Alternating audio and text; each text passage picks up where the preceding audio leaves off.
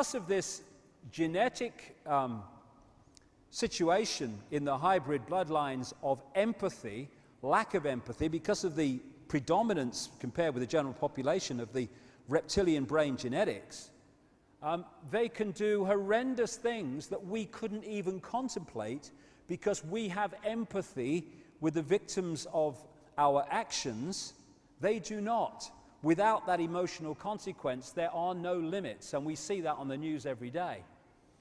Another coordinate, the way that we are manipulated through what are mind and emotional manipulation techniques. Problem-reaction-solution. It was a term I came up with years ago to describe something that is known as the Hegelian dialectic among people with, who like long syllables. And makes you sound really clever, you know. It would never make me sound clever, bloody hell. Crown Hill Secondary Modern.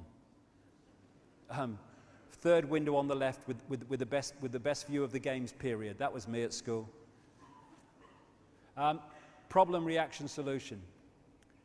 The highest official level of the Scottish Rite of Freemasonry is the 33rd degree, and it has this motto, ordo ab chaos, order out of chaos. And it translates to me as problem-reaction-solution. It works like this. You want to change society in a certain way here.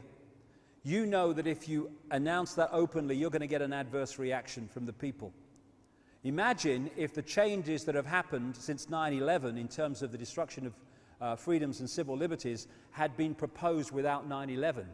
What you do? We're doing. This is a fascist state. We're not having this. Oh, well, no, we've got to have it because it's terrorists.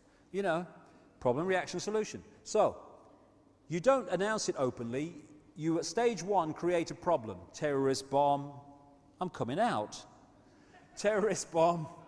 I've got a wire loose. I read that in the Mirror once. He's got a wire loose, he said. They're right.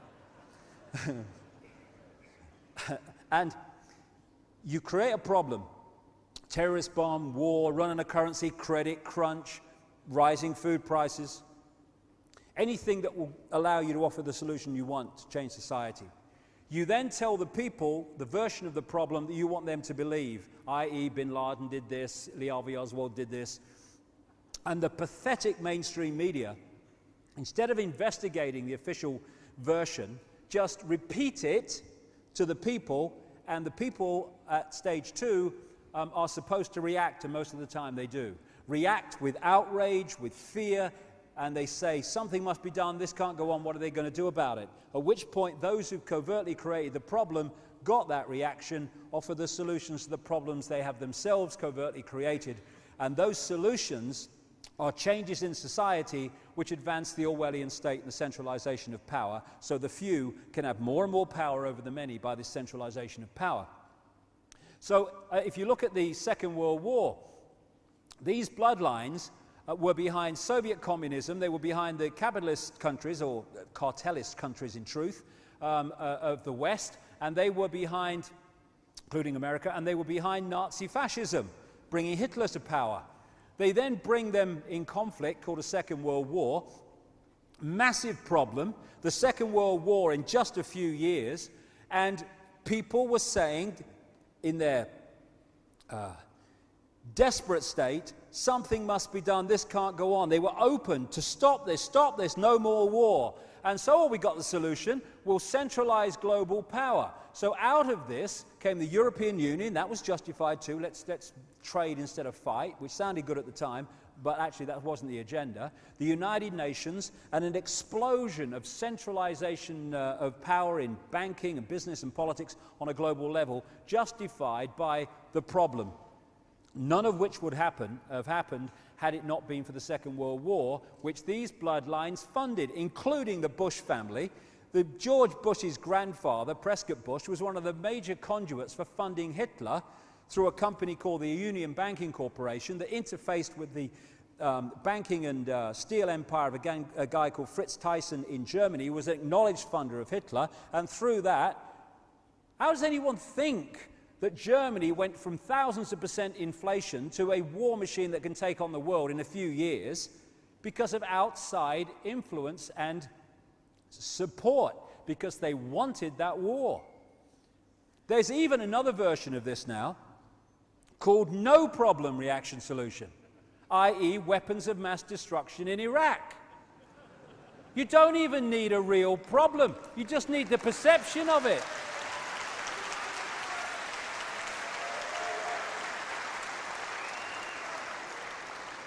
It's all a bloody mind game.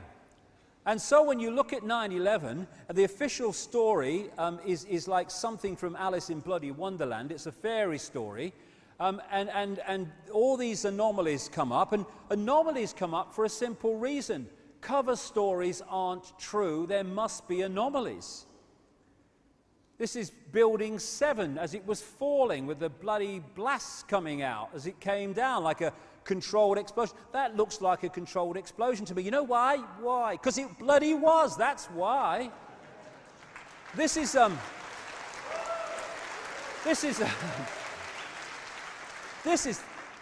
typical. This is a BBC reporter who's reporting on 9/11 that Building 7 has fallen.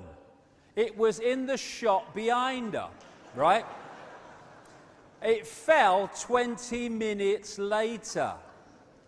And then when you point this out, people say, so you're saying the BBC's in on the conspiracy? No, mate.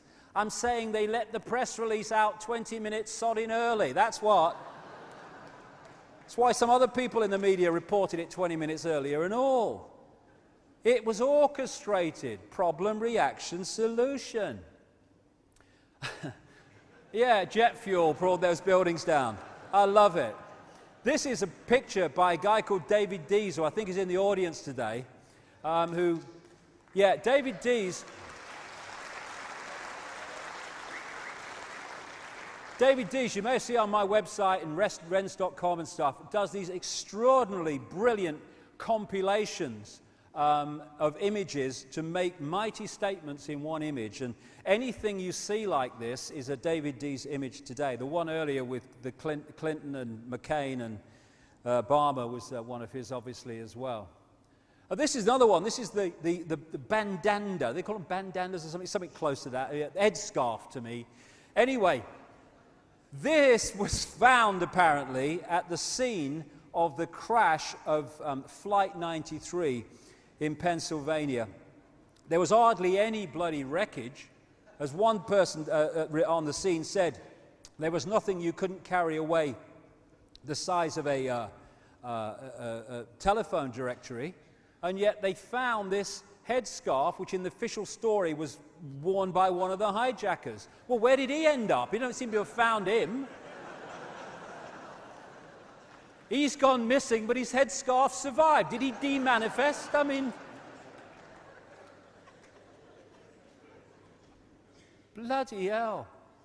Bloody passports that are found next to ground zero that have come out of a plane that firebombed a building. Bloody hell. Korans left everywhere. I don't know. Why don't they take them with them?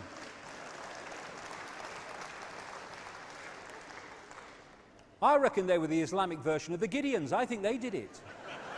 I think they did it. I blame them. Bullshit. It's all bullshit. It's all bullshit. And more people, even academics, left-brain academics, are looking at the left-brain version of this and saying, don't make sense, mate. And it don't. And this was a poster I found on the internet, which may be real or may be right. It looks real to me with the trees in the background. But on September the 11th, ask yourself, when history repeats, do we notice? It was the Nazis that burnt down the German Parliament building and blamed someone else to justify introducing the fascist state, in effect, in Germany. There you go. The war on terror is a war by terrorists to get us to succumb to the terrorists. Inside job. And more people are beginning to understand that. Hallelujah. And because they're creating problems which they can put solutions to, you find the same people turning up with the problem and the solution quite often. This is 1983. This is Donald Rumsfeld, who on behalf of the Father Bush-Reagan administration was going to meet Saddam Hussein to arrange the shipment from America of biological and chemical weapons to Iraq to use against the Iranians, and these were used against the Kurds. Oh, we've got to stop Saddam Hussein. He used chemical weapons against the Kurds. Yes, the buggers you gave him. This is how it works. Don't take my word for it. This is official documents. This is a report on the release of these documents in 2002, I think it was. Donald Rumsfeld, the US Defense Secretary and one of the most strident critics of Saddam Hussein, met the Iraq president in 1983 to ease the way for US companies to sell biological and chemical weapons, including anthrax and bubonic plague cultures, according to newly declassified US government documents. And then he says, they've got chemical weapons, stop Saddam Hussein, we must invade. He was on the board of this European engineering giant called ABB in 2000 when they sold nuclear technology to North Korea. When he became defense secretary in the Bush administration, he said, North Korea is a threat to the world because they've got nuclear technology. This is how it works. Create the problem, offer the solution. Then we've got this guy. This guy was pulled out of Saudi Arabia to front up the Mujahideen fight against the Soviet occupation of Afghanistan, funded by the Saudi royal family, by America, by Britain. The Mujahideen were taken to America to, as I've documented in books and other talks, to be trained in terrorism operations. The British military sent people to train them, and they then became the terrorists that we're supposed to give our freedoms away to fight. And a few years ago, well, actually very much more recently than that, maybe about a year ago, this guy, Zbigniew Brzezinski, who was the national security advisor in the Carter administration up to 1979, or 1980 actually, he admitted publicly that he had orchestrated to manipulate the Soviets to invade Afghanistan because he wanted to cause them a major problem, and then had they started to create the resistance to that invasion, which caught the Soviet Union in that spider's web. Guess who the main person behind "I'm against war" Barack Obama is? Zbigniew Brzezinski. I want change. I wish you did, mate. I wish you bloody did. Another frontman, another bullshitter, another person who's selling you a cover story.